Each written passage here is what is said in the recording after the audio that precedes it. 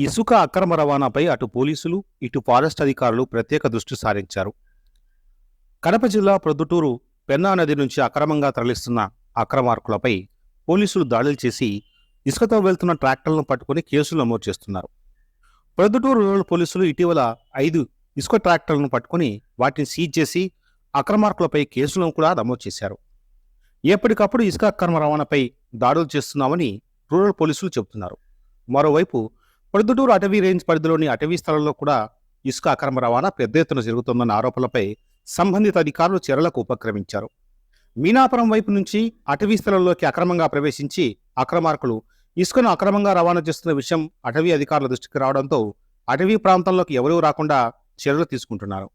అటవీ ప్రాంతంలో ఇసుక అక్రమాలపై ప్రత్యేక నిఘా ఉంచామని, అక్రమార్కులను గుర్తించి వారిపై చట్టపరమైన చర్యలు తీసుకుంటామని ఫారెస్ట్ అధికారులు కూడా చెబుతున్నారు.